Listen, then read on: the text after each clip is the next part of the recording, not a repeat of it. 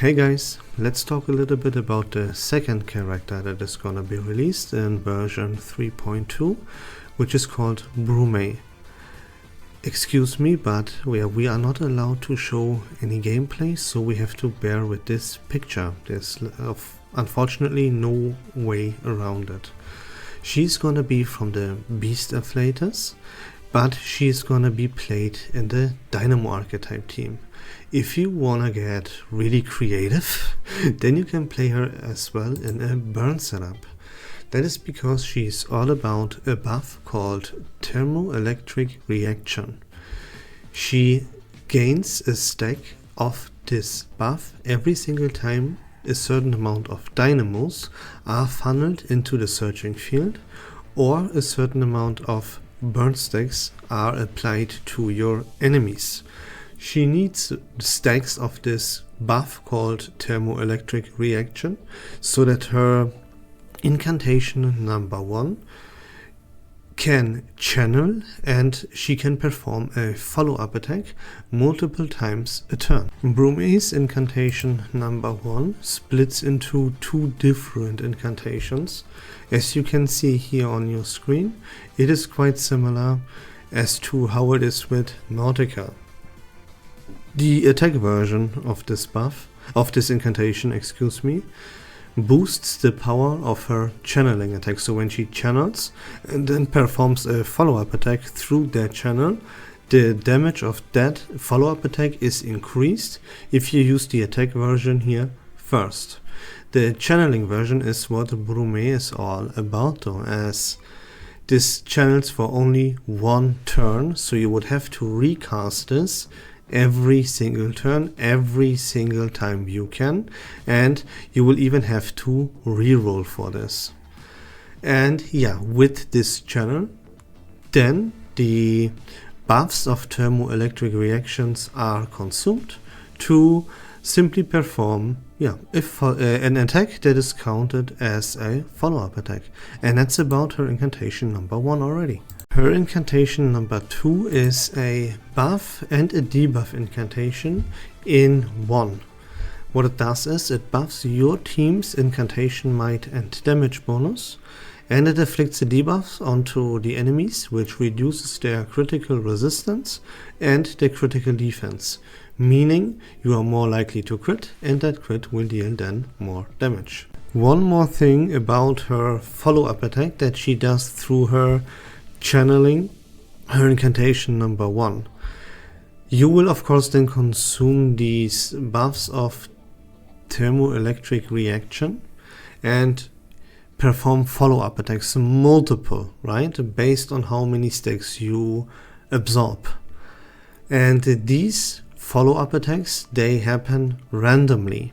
They don't hit a specific target, but they are applied as to how it is with the impromptu incantations that are released at the end of the turn.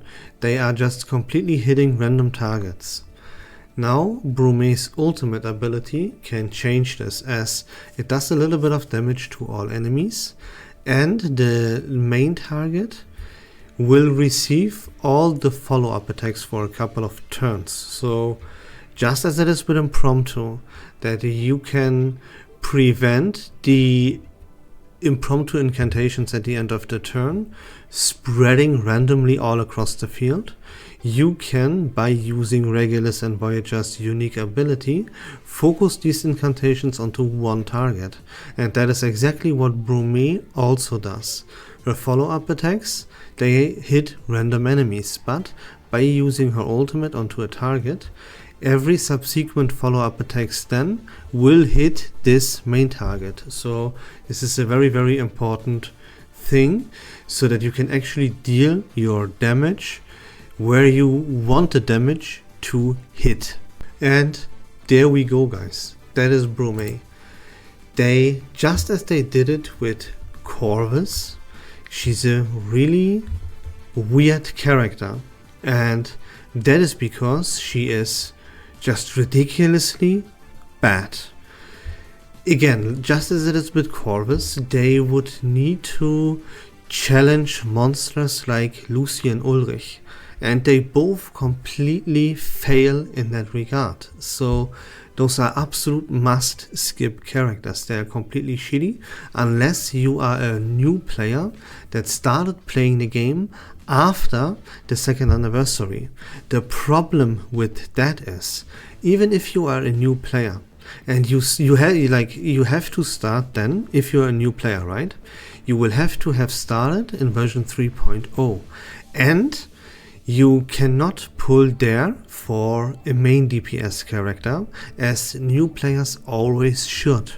You will have to pull for a support character because you will still need to get your hands onto Sharon. Without Sharon, even Corvus is completely unplayable, right? So like these characters, they are so glaringly obviously shitty that yikes, it leaves me a little bit speechless as to how bad they truly are. Like, of course, there will always be these people that will come up with these arguments of, oh, the single target damage, blah blah blah. Complete utter nonsense. Must skips all around. Like, Brume is an absolute fucking joke of a character. I cannot put it anywhere else. It doesn't even matter, right? The numbers don't matter. It does not matter how much damage she does. She is a shitty character, no matter how you look at it or no matter how the numbers will turn out. Her kit is absolute garbage. And yeah, with that being said, I already have to end the video. That is all there is to Brume. She's alone, she's completely unplayable. You have to have Sharon and Corvus, and then you can build a dynamo team around those, right? You can fit a Brume in as the sub DPS for Corvus if you already have Sharon.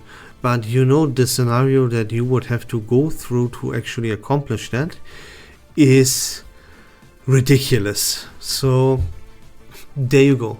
Now you know why no one else is talking about this character at all. You know what I mean? Because they don't wanna be negative, they don't want to like receive any flack or backlash or yada yada yada. But you know that I don't give a fuck about all of this stuff. So you know how the Reddit threads always go.